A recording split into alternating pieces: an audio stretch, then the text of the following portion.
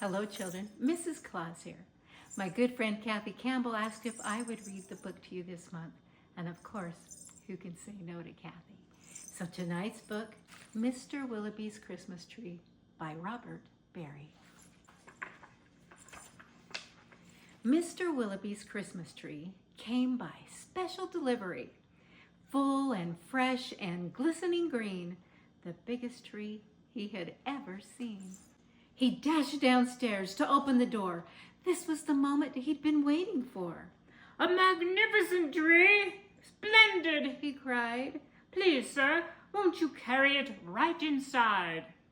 I think it might look best this year, right in the parlor corner, here."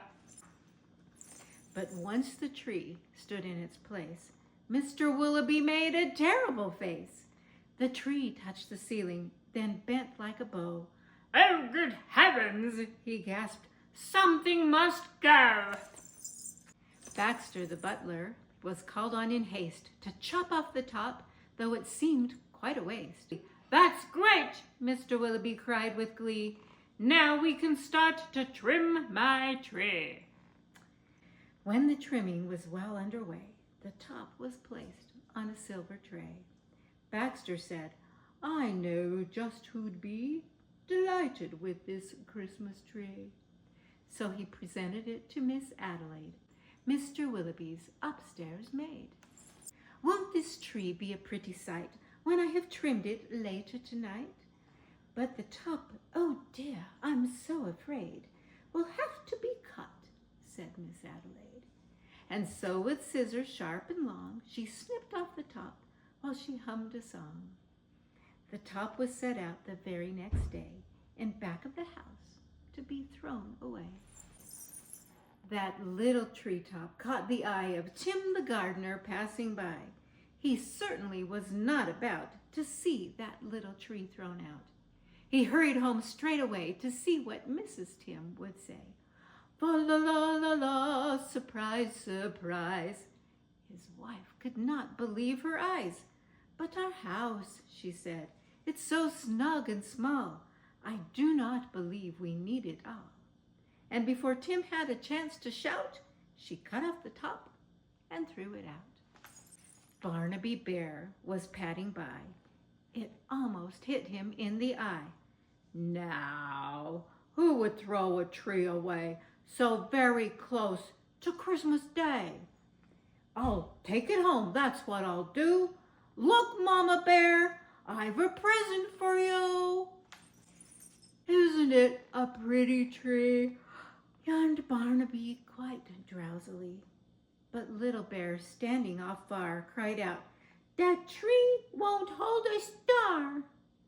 Barnaby said, "Let's cut a hunk off the bottom here at the trunk." But Mama Bear just shook her head and sliced the treetop off instead.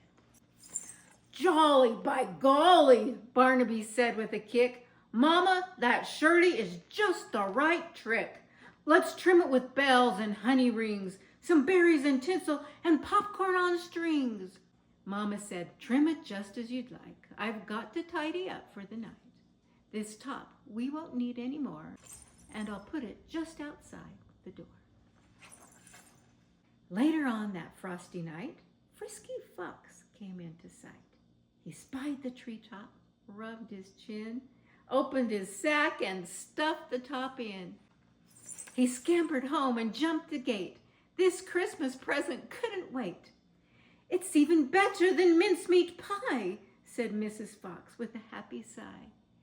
Then the foxes saw that their Christmas prize was just a wee bit oversized. "Now there, my dears, don't you worry. I'll fix this top now in a hurry." Benjamin Rabbit found it then just outside the fox's den. "It seems," he thought, "most certainly Santa left that for my family. Look," he cried, "see the tree I found." With that he called his family round.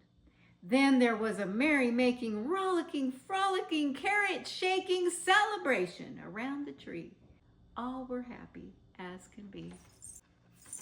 Benjamin Rabbit, with his own hand, sliced a carrot and made a stand.